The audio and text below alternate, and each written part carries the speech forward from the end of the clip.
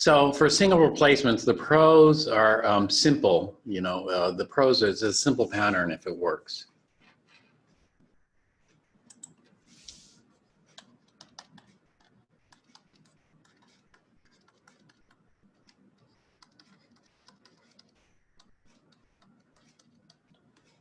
Simple pattern if it works. The cons are it doesn't work all the time.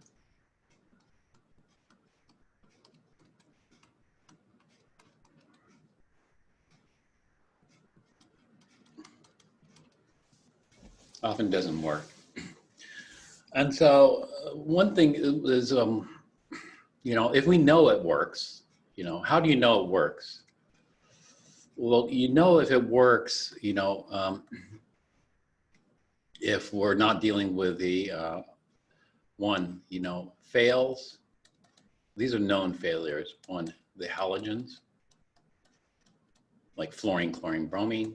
Two, oxidizing acids is going to fail. Three, when the solvent is not a spectator.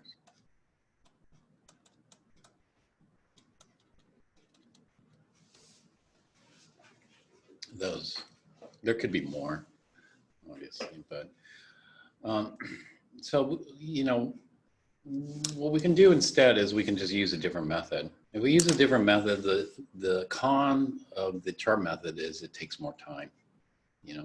The pro is we don't have to memorize so many different patterns.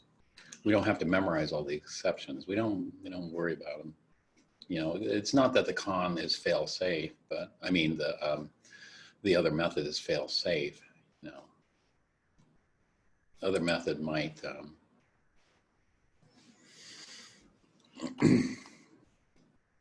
might not give us the best answer, but it'll give us a better answer. So as we start to understand more and more of it, it'll be better.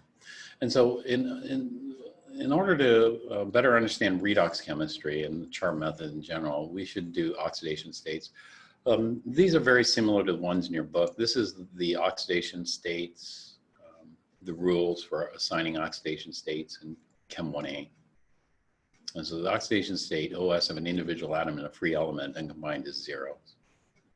There's examples here. The sum of the oxidation states is equal to 0 for neutral or is equal to the charge for ions. 3, in their compounds, group 1 are +1, group 2 are +2. In its compound, fluorine is always -1 in compounds. F2 is 0. 5, in compounds, hydrogen is usually +1. In compounds, oxygen usually is -2. And then the rest we just add up, oxygen group is -2, nitrogen group is -3, etc. We usually go in this order here because, the higher the priority is done first. The lower priorities are done second.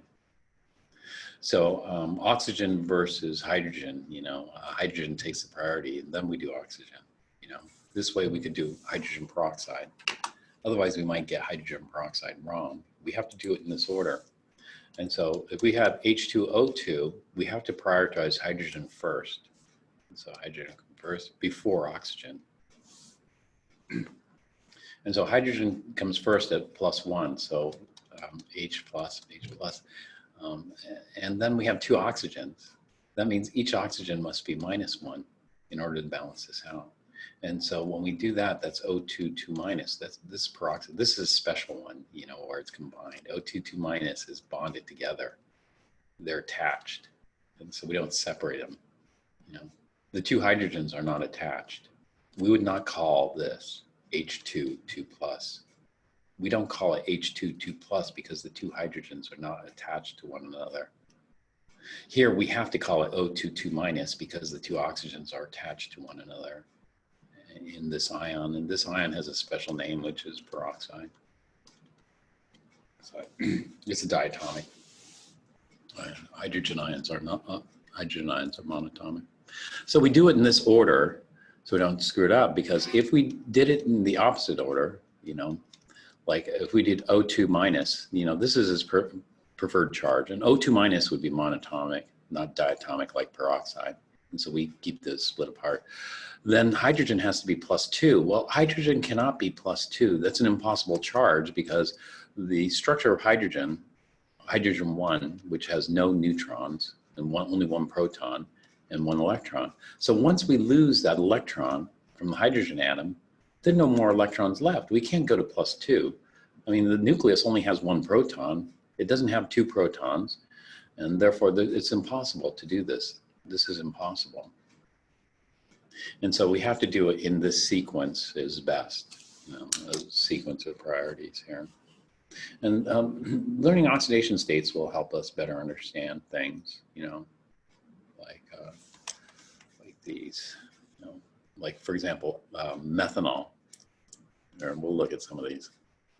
Chlorine here, chlorine. This is methanol. Methanol is electron rich, turns out. You know, when we look at methanol, let's go ahead and assign the oxidation states here. CH3, CH3OH, methanol. Don't drink methanol. Let me do it again, CH3OH. Difference between methanol and ethanol is one carbon. You know, ethanol has 2 carbons and some more hydrogens. But essentially, this is 1 carbon alcohol. It's very dangerous. A lot of people die. This is called wood alcohol. Usually when you make alcohol, you ferment sugar. Sugar could be like sucrose. Like I've made alcohol before. You know, take some yeast and put in a jug of sugar water and let it ferment. And so when you take sugar, sugar is sucrose. Sucrose is a mixture, it's a disaccharide of glucose and fructose. You're okay. You could also ferment fruits, you know, fructose. You'll get alcohol too, ethanol. You could ferment glucose. You could ferment glucose and you get alcohol as well. So that's sugar alcohol or grain alcohol. You can ferment grains as well. And so sugar or grain alcohol.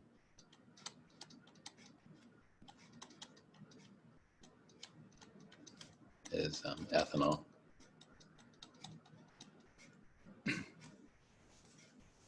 This is wood alcohol. You know what wood alcohol is made up of? Wood alcohol is made up of glucose, but the way it's bonded is different, you know, than in like glycogen. Glycogen is pretty much the glucose that's stored as sugar in your body, let's say. And so in glycogen, it's the glucose molecules are bonded one way, and in wood, the glucose molecules are bonded in the opposite way. And so what happens is, like termites, when termites eat wood, it's like sugar to them. You know, it must taste sweet, you know. Whereas if you tried to feed regular sugar to termites, it probably tastes like wood to them. It'd probably taste awful, you know. And so even though wood is made up of sugar, glucose, we can't eat it. We can't eat it just because of the way it's bonded 3-dimensionally. We don't have enzymes that digest it. But that doesn't stop people from fermenting wood. People ferment wood, but the problem is when they ferment wood, they end up getting methanol, not ethanol. Of course, wood is much cheaper than sugar. And so in a lot of countries, like this happens quite a lot, like in certain, I think recently it's happened in Colombia or somewhere in South America where I think 20 people died from drinking wood alcohol. Eastern Europe happens quite often too, a lot of deaths there. In the US, not so much. In the US, you gotta watch out because hand sanitizer is primarily ethanol, 70% ethanol. Some hand sanitizers use a different kind of alcohol, rubbing alcohol. But there's one company that's making hand sanitizer using methanol. Methanol is poisonous, so you don't want that. And so there's an FDA alert for avoiding certain brands of hand sanitizer, which contains high concentrations of methanol. So avoid that. But both of these are flammable. You know, ethanol is highly flammable. Methanol is highly flammable. You know, both of these. And highly flammable, these are electron-rich species. Have you ever seen ethanol burn? Actually, this, unfortunately, somebody was severely burned at some high school in Santa Clarita, burning ethanol. It was ethanol, pretty sure it was ethanol. Ethanol is pretty electron rich. You want to see a pretty cool rocket engine. Let me show you a pretty cool rocket engine here.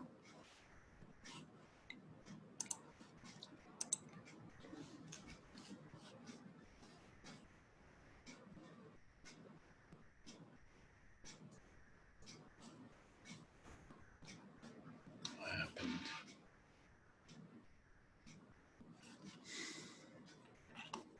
That's odd. What happened here? That was my Texas City. I got to find the right Texas City video. This would be ethanol.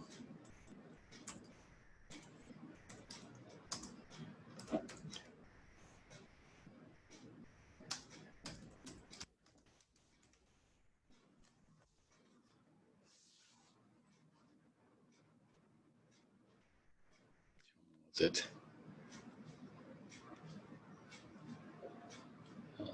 This might be it here. This is it.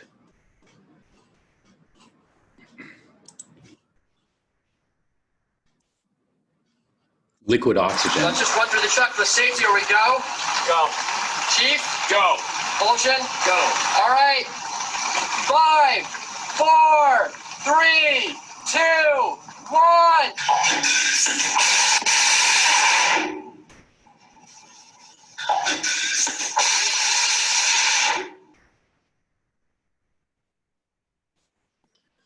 That's an ethanol liquid oxygen rocket. There's another one that burned for a lot longer. I don't know where that is. This is the same one. This is a NASA one. There's a good video of a big one.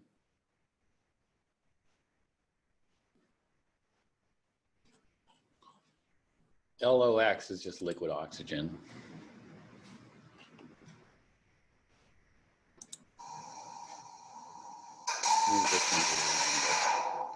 Oh, that's so short.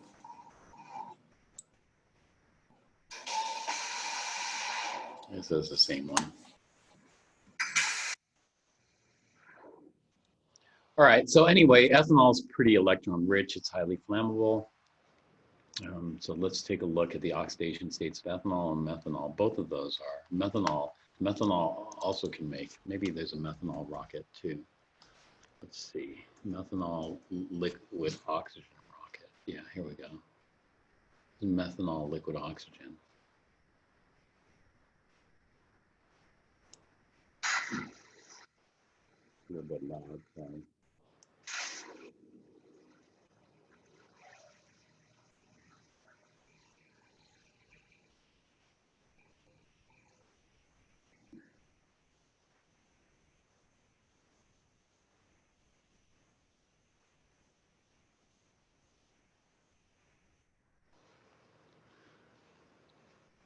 So methanol and ethanol are pretty electron-rich species. They're good fuels. Ethanol has a lot of calories if you drink it. You know. So let's look at the assigning oxidation states for those.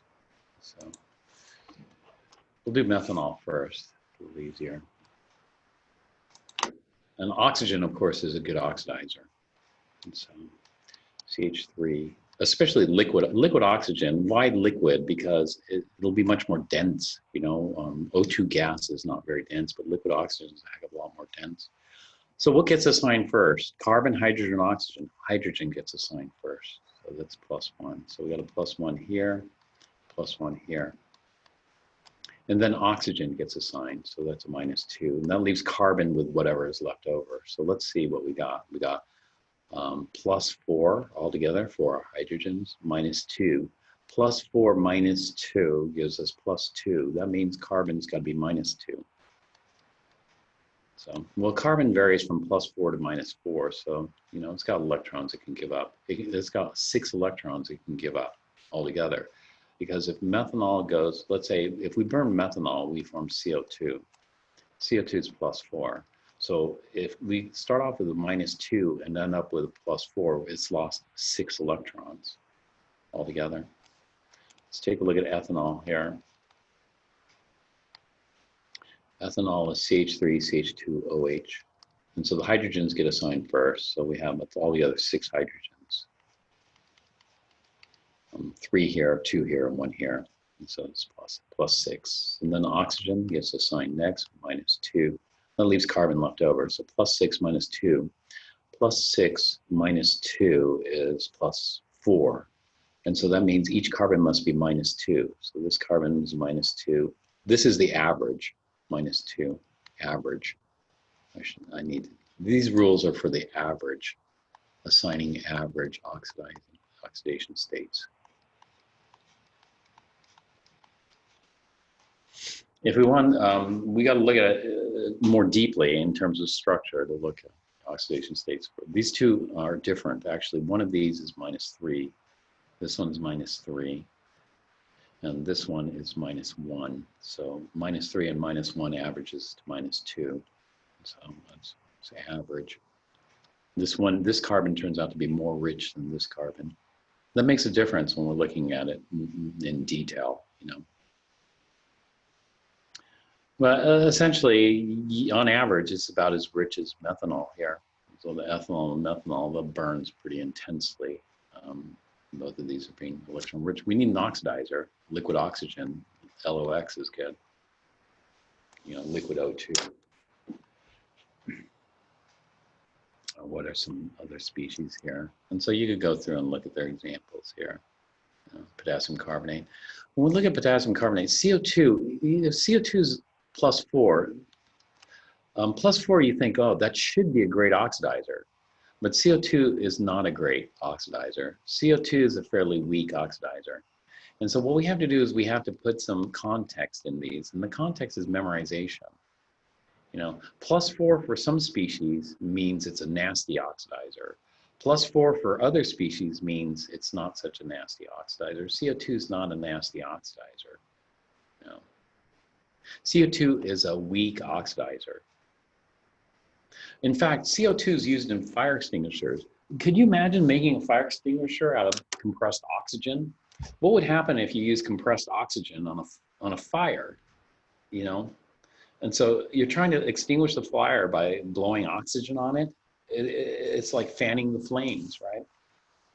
But people make fire extinguishers using CO2 because CO2, well, it's not that great of an oxidizer, so it's not really like fanning flames. But do not use, let me make a little note here since we're talking about household chemistry. Do not use CO2 fire extinguishers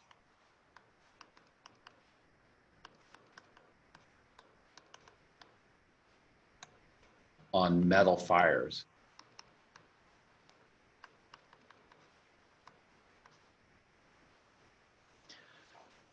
I told you that car that caught on fire, the metal was burning on that. It got so hot, you know.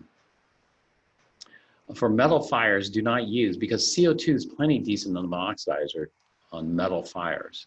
CO2, you don't even need oxygen.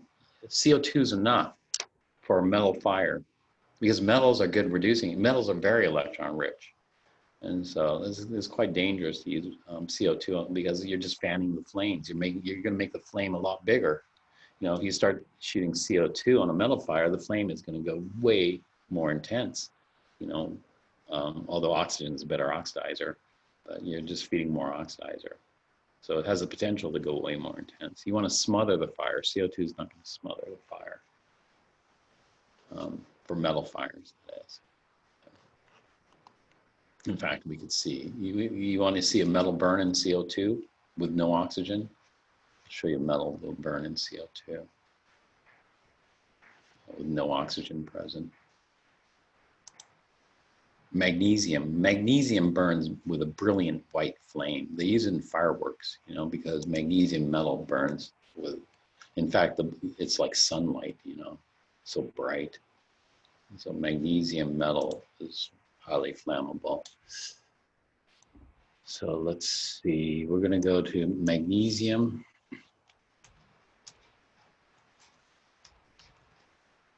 Magnesium burning in CO2. No oxygen. So maybe let me this one. Let's see how many minutes this one is. 3 minutes.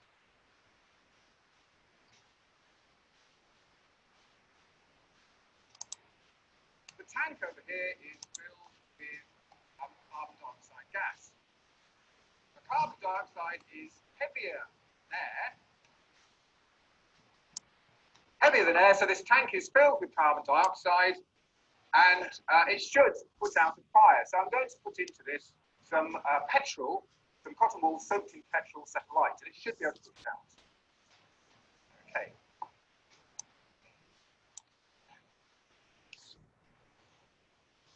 So here we are, burning petrol into the carbon dioxide, and it's gone out. Try that again. So carbon dioxide is heavier than air, so it's staying in the tank. But as soon as I put the burning petrol in, it goes out. Now, could this be used to put out burning magnesium? Well, let's try it. So I have some magnesium here. I'm going to set this on fire and see if we can put this out in the carbon dioxide.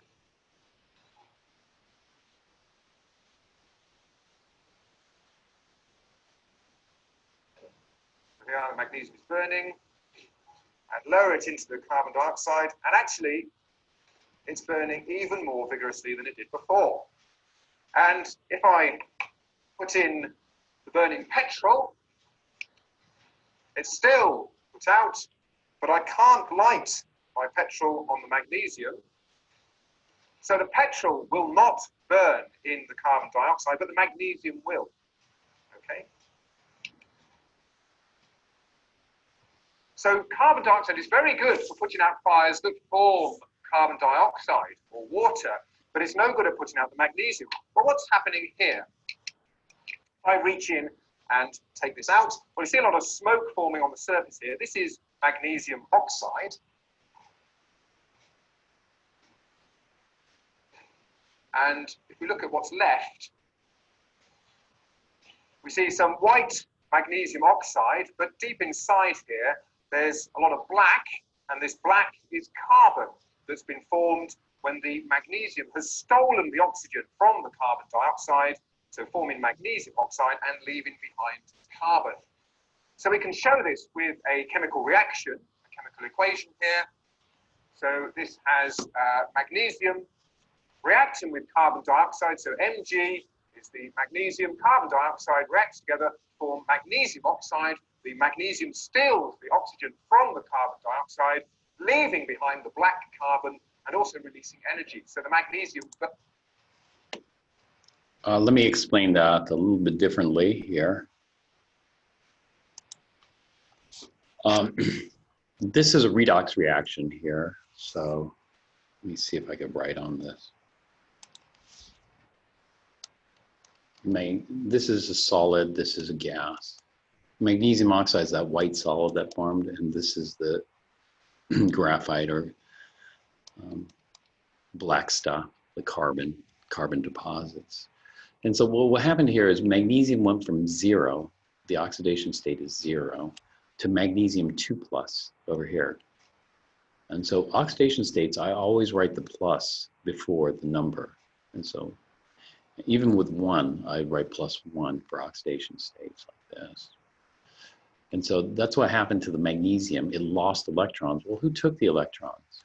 And when we look at who took the electrons, well, who gets assigned first here? Oxygen gets assigned first at -2. We have 2 of them, so that's -4. That means carbon is +4 here. And so the carbon is going to take the electrons from the magnesium because we're going to go from carbon +4 to carbon 0 here. This is elemental carbon. And the oxygen doesn't change. The oxygen is kind of like a spectator in this case. And so really it's the carbon. The carbon stole the electrons from the magnesium. It's not the magnesium stole the oxygen. The carbon took the electrons from the magnesium. Now the carbon wants a total of 4 electrons. Magnesium is only going to give up 2 electrons. So we'll need 2 magnesiums to fill carbon's demand of 4 electrons here. And so this is the redox reaction. This is our reducing agent. Our oxidizing agent is CO2. Now CO2 isn't a great oxidizing agent. Even though carbon's +4, it's maxed out, you might think it's a great oxidizing agent. But this is one of those things that you have to memorize for frame of reference. You know, CO2 is not that great. Magnesium, yeah, but burning petrol, no. And so it's not that great of an oxidizer. And so what we do in chemistry is we have to do a 2-pronged approach. That is, we want to know as much theory as possible, but we have to have frames of reference for that theory. So there is some factual knowledge that we have to memorize. One of the factual knowledges that we memorize is CO2 is not that great of an oxidizer. You know? And so it's a mix of factual knowledge and kind of theoretical knowledge that we use to better understand chemistry. This is exothermic reaction. So you saw a lot of heat and light being produced in the flame when magnesium is burning in CO2. Okay, there's no oxygen here. If there were oxygen, then we'd have a competition. You know, oxygen versus CO2. Well, oxygen's a better oxidizer. Oxygen's a better oxidizer, even though it's 0. Its oxidation state is 0. So a 0 oxidation state on oxygen versus a +4 on carbon, well, oxygen tends to be better here. Well, there are other reasons why it burnt brighter. One of the reasons was in that container was pure CO2. In that container, we only had CO2 in there, essentially. In air, air is only 20% oxygen or 21% oxygen. So air has less, oxygen's better oxidizer, but it just wasn't as concentrated.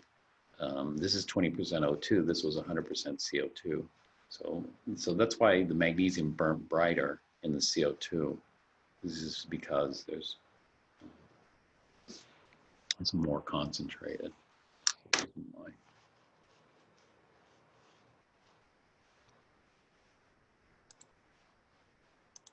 Dioxide leaving behind in the carbon dioxide.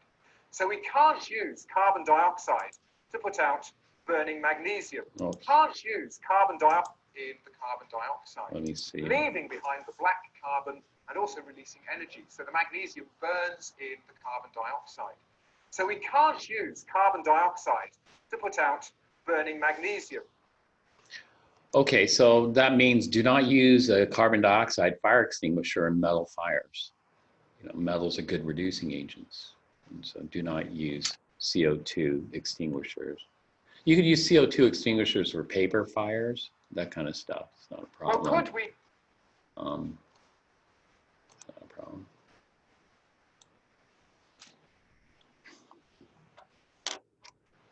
Okay, so there's other species here. There's CO2 here, KMnO4. KMnO4 is a powerful oxidizer. It's because manganese is +7 in KMnO4. Potassium permanganate is very dangerous stuff. We have to be careful with potassium permanganate. This is stable though, because you know potassium permanganate consists of potassium ions and permanganate. And so permanganate really wants electrons. So what we do is we assign potassium as +1. This is oxidation state. Oxygens here are -2. We have 4 of them, that's -8. That means manganese has to be +7. +7 minus 8 gives us -1, its net charge. And so permanganate's a powerful oxidizer. But potassium's already lost its electron, so this is stable. You know, it's not going to explode or anything like that. You know, it'll explode if you mix something with it that has lots of electrons. It's electron rich. The KMnO4 itself this is a powerful oxidizer.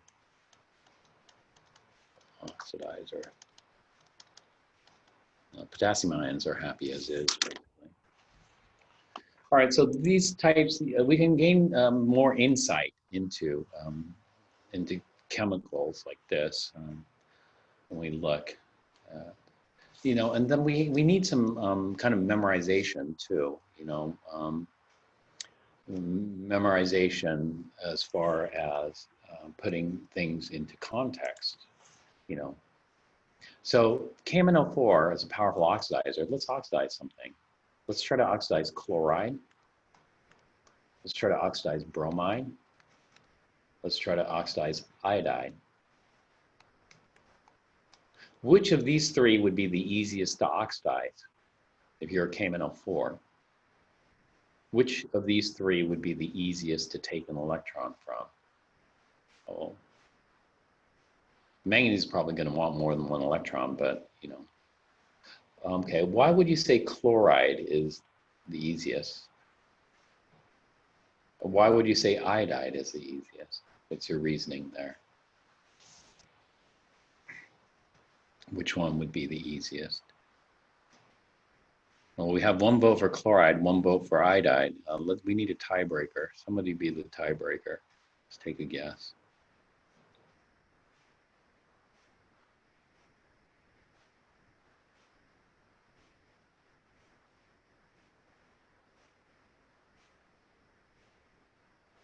Bromide. All right, bromide is.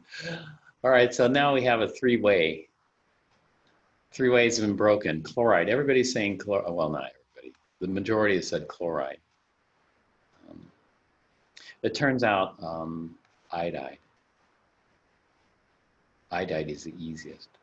Can somebody come up with a reason why iodide might be easier to take an electron from than chloride? Why might iodide be easier to strip an electron off than chloride?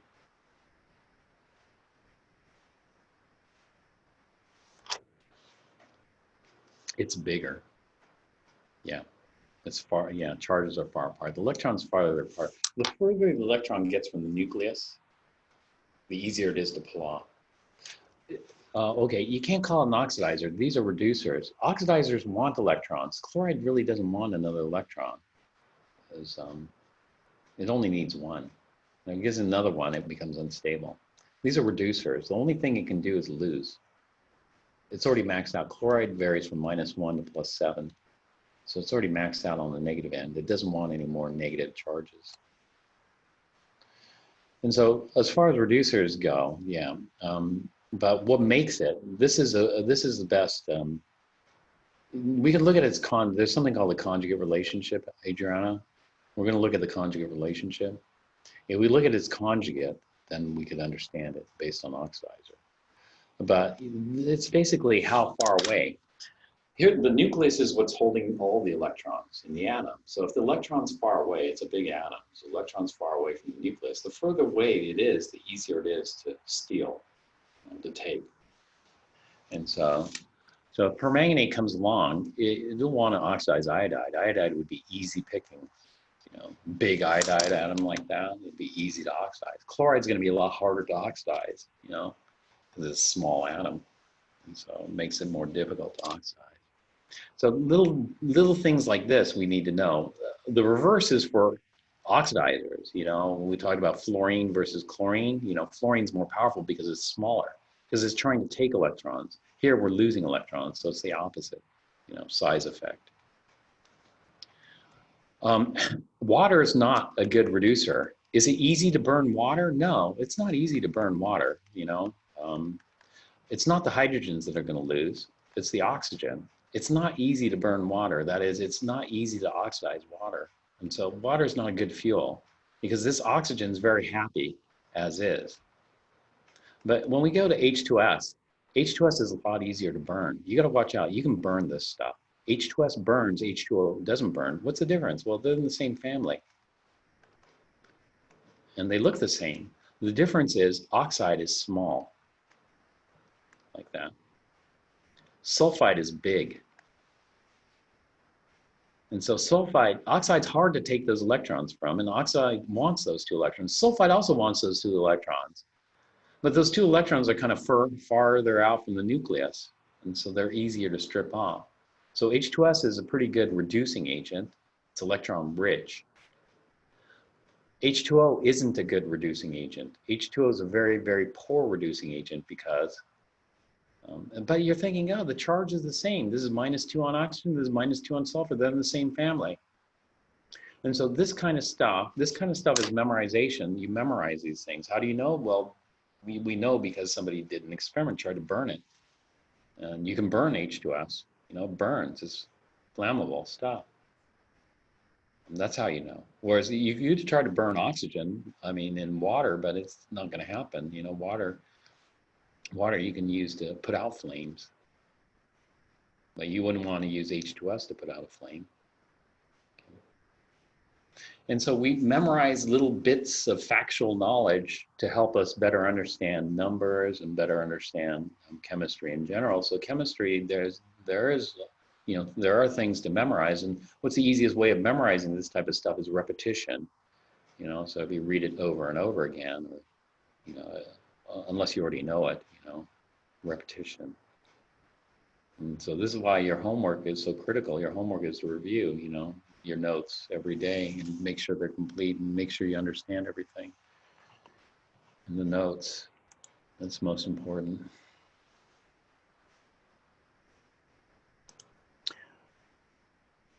All right, so let's look at the chart method. And so, you know, typically the strongest oxidizer is going to be fluorine on the periodic table.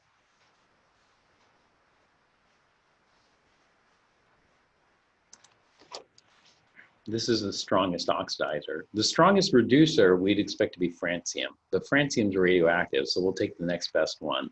The next best one will be cesium. Cesium is not radioactive, so we expect cesium to be the best reducer. So this should be the strongest oxidizer. And the atoms go like this. You know, helium is the tiniest atom on the periodic table. Francium is the biggest atom on the periodic table. So the smallest atom is helium, the biggest atom is francium. Like that. Well, cesium is pretty big too. Well, francium is radioactive, so it's going to break apart anyway. So we'll just ignore francium. Look at cesium. Cesium is pretty big. Lithium is a lot smaller. But lithium, we need to put a little asterisk there because, you know, really it should be cesium, but it turns out it's going to be lithium at the top. Lithium's king of the reducers.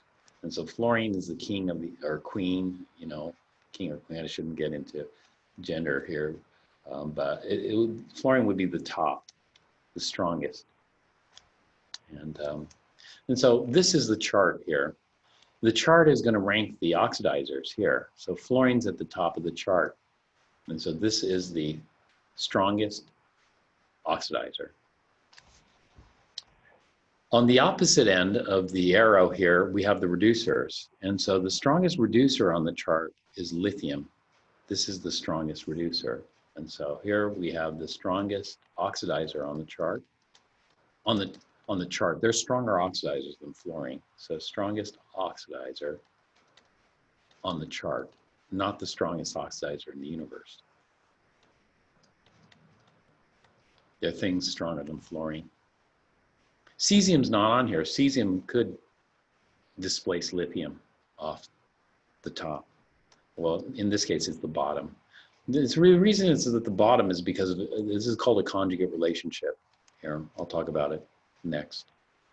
But this will be the strongest reducer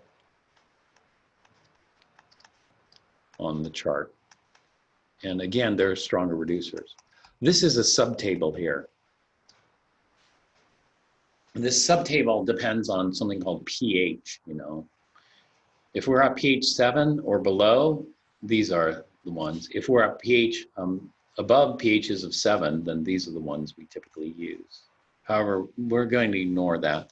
The placement of these is this. You know, it's lithium. It's not hydrogen here in hydroxide. This minus 0.828 places that one here. That's minus 8.28. Plus 0.401. Plus 0.401 places that one here. You know, this one gets placed up here. 0.89 places that one here. You know, And so we can place these based on the number here. These numbers have a meaning, which we'll talk about when we get to chapter 19, I think. But for right now, we're going to ignore these numbers here. Numbers will tell us the strength, you know. Fluorine's at the top here. It's going to be the strongest. And so, do we memorize a chart? No, we don't memorize a chart like this, but we do look for patterns. And so one of the patterns would be like the halogens. Fluorine is quite a bit stronger than chlorine. You know, it's chlorine. Chlorine is a bit stronger than bromine. And bromine is stronger than iodine here. And so, you know, the small fluorine atoms are going to want electrons more than the big iodine atoms, you know, here. Now, there's a conjugate relationship because once iodine gains the electrons, then it forms an even bigger iodide. And so if we look at iodine, an atom, this is not the diatomic, it gains an electron like this. It takes an electron and it's going to form iodide. Iodide's twice as big, you know, form big iodide. Fluorine's very small, so fluorine here. So we're going to take the diatomic and break it up into atomic. And so fluorine takes an electron, it makes fluoride, which is twice as big, but twice as big is still small, you know. And so fluorine is going to be the more powerful oxidizer because of its size here. But we form these species. These species are reducers. And so iodide versus bromide versus chloride versus fluoride. Which one's a better reducer? Iodide's a better reducer. Iodide's a better reducer than fluoride because it's much bigger. And so the electron is farther from the nucleus. Versus here, the electron is much closer to the nucleus. The nucleus is what's holding the electrons in the atom. And so here it's going to be easier to steal the electron if the nucleus is far away. Here the nucleus is close, so it's going to be much harder to steal or take the electron. And so iodide is a more powerful reducer than bromide, chloride, and fluoride. So this is a conjugate. The conjugate relationship is this. If it's strong on one side, it's weak on the other. So the strongest oxidizer on the chart is fluorine. That means fluoride is the weakest reducer on the chart. Weakest reducer. And so this is a conjugate relationship. Weakest reducer on chart. And the reason is fluoride doesn't want to give up an electron. Fluorine really, really wants an electron, so it takes the electron. It's very powerful. Once it has it, it doesn't give it up. And so fluoride does not give up that electron, making it weak. So this is it. Now, if I have the strongest reducer on the chart, then that means it easily gives up the electron. If it easily gives up the electron, then it has no problem without that electron. And so that means lithium ion here is the weakest oxidizer on the chart. Weakest oxidizer on the chart. Because lithium ion really doesn't want an electron. If the lithium ion really wanted that electron, it would never let it go in the first place. But we know it lets it go easily because it's the strongest reducer on the chart. And so this is the conjugate, you know. If one side's strong, the opposite side is weak. If one side's weak, then the opposite side's strong. It's conjugate. It has to be that way. Okay. So these are the halogens, these are the halides. Halides we call them. The chloride, bromide, iodide, etc. Halides. What are some of the other species? Some of the other species we'll recognize are oxygen. We see oxygen here, O2. We also see oxygen here. Why do we see two oxygens? We see oxygen here. Let me blow this out, maybe. Do you see that? Let me clear these drawings here. So let's focus in on oxygen. Why do we see two oxygens? Well, shouldn't they be the same? This is oxygen. We have an oxygen here and an oxygen here. This is oxygen plus H+, oxygen plus H+, plus electrons. The difference between these two oxygens is they form different products. This oxygen will form water. This oxygen will form hydrogen peroxide. So which one is a more stable product, water or hydrogen peroxide? Water. Water is a heck of a lot more stable, and so this is stronger. When we can form a more stable product, the oxidizer is stronger. That is, when the product is weaker, it's better. This one is weaker because it's forming a less stable product here. And so we always pick the stronger one. So if we're dealing with oxygen, we're going to pick this one, the strongest one, because that's going to form the best product here, the weakest product here. So we see oxygen there. What else do we see? What else kind of patterns do we see? Oh, here we see silver ions. Remember, silver ions are a pretty good oxidizer. Oh, here we see acid, H+. You know, so we see silver ions, a good oxidizer. Here we see H+. Certain ions are pretty decent oxidizers. Not only are silver ions decent, iron 3. Iron 3 is an oxidizer too. So iron 3 can take electrons from certain things. So iron 3, certain cations are cerium, cerium 4+. 4+ is a very unusual charge, remember? You know, when we get to charges higher than 3+, they got to be stabilized by forming what are called covalent bonds, you know, things like oxygen. You know, this is a free ion, we call free ion here. And so, yeah, silver ions, electron poor, silver metals, more favored here. Iron 3, electron poor. Copper 1, this is copper +1. Where's copper +2? Let's find copper +2.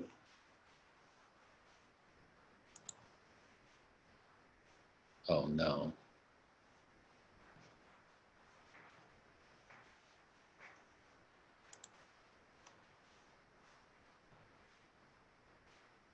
How could that be?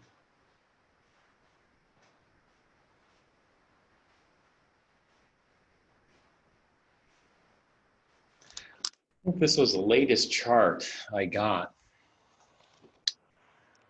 There's a mistake in this chart. We shouldn't have copper 1, we should have copper 2 in here instead. Copper 2 is much more common. And so for some reason they got rid of copper 2 and they have copper 1 here instead.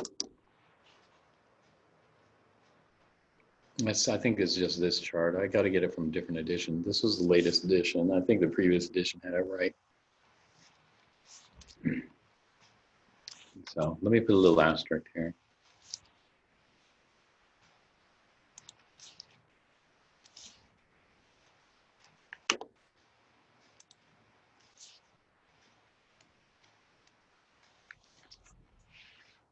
Okay, we'll look at another chart. Well, maybe we'll look at the one from your book. Might be good. And so we see some cations, you know, especially the higher the charge, the cation, and then we see a lot of other species.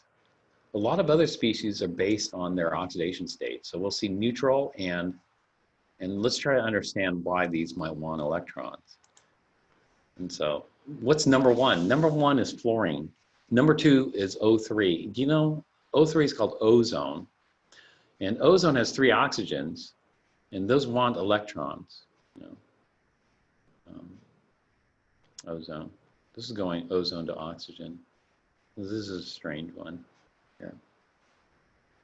Ozone wants electrons. And so this is a strange one because not all the oxygens get an electron.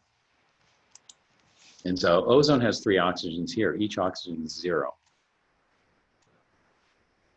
0, 0, and 0.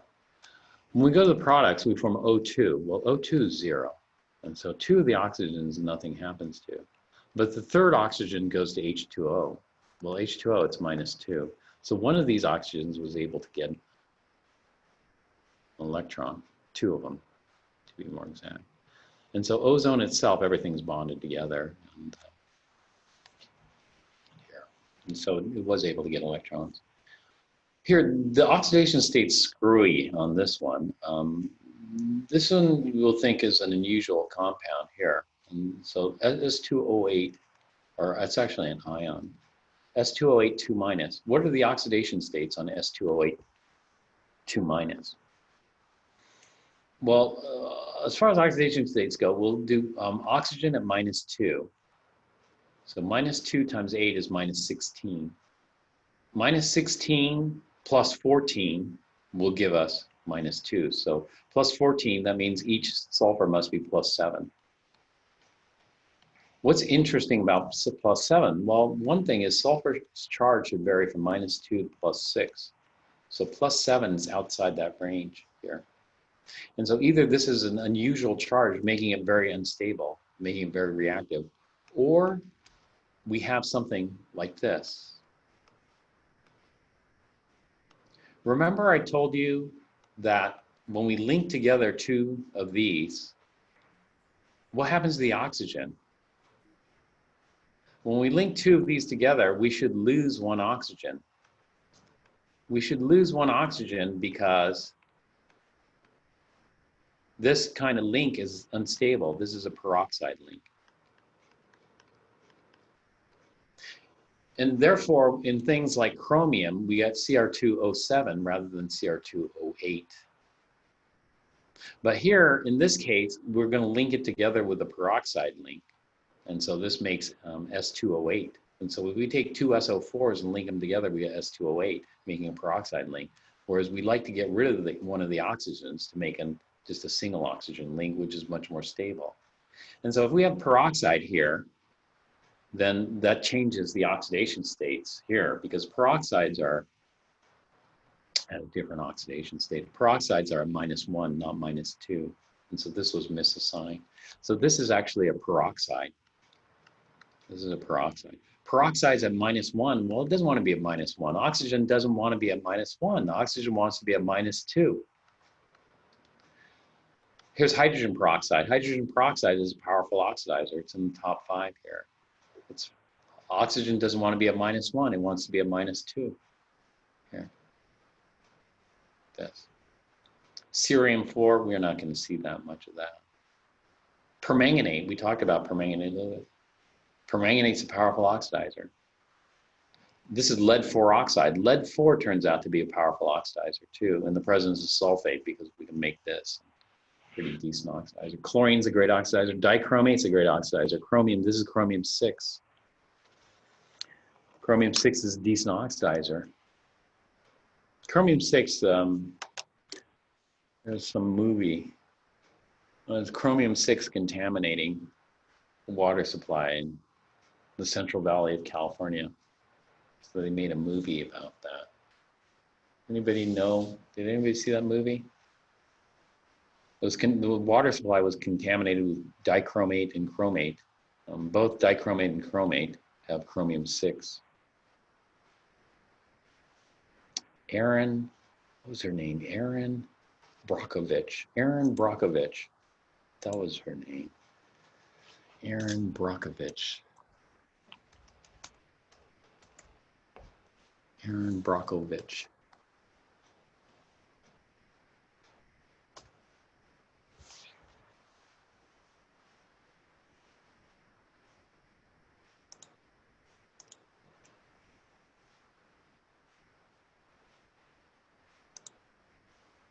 What's up, guys? Travis Pastrana here, and I want to put you in the next Gymkhana video. That's right. As you guys may know,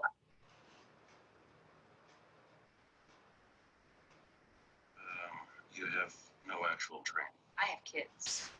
Learned a lot right there. And I'm great with people. When I was first out of high school, I got married, had a kid too. I'm an extremely fast learner. Got a really nice office. Look, You want my number? I do. How about this for number 6? That's how old my daughter is. 8 is the age of my son. 2 is how many times I've been divorced. 16 is the number of dollars I have in my bank account. So now we got that out of the way, because I don't find the track. You're even. I'm smart, I'm hardworking, and I'll do anything, and I'm not leaving here without a job. Don't make me beg. In a law firm, you may want to rethink your wardrobe a little. Well, as long as I have one ass instead of 2, I'll wear what I like, if that's all right with you. You might want to rethink those ties. Why are there medical records and blood samples in real estate files? Would you mind if I investigate this a little further? What makes you think you can just walk in there and find what we need? They're called boobs, Ed. hexavalent can be very harmful. So it kills people. Oh, yeah. You're a lawyer? Hell no. I hate lawyers. I just work for them. We're going to have to spend a little time filling in the holes in your research. Don't talk to me like I'm an idiot, okay? I think we got off on the wrong foot here. That's all you got, lady. 2 wrong feet and ugly shoes. You gotta find a different job or a different guy. For the first time in my life, I got people respecting me.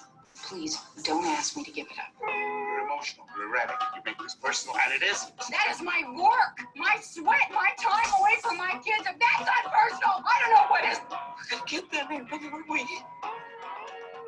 They're all signed, every single one. How did you do this? Seeing as how I have no brains or legal expertise, I just went out there and performed 634 sexual favors. I'm really quite tired. Well,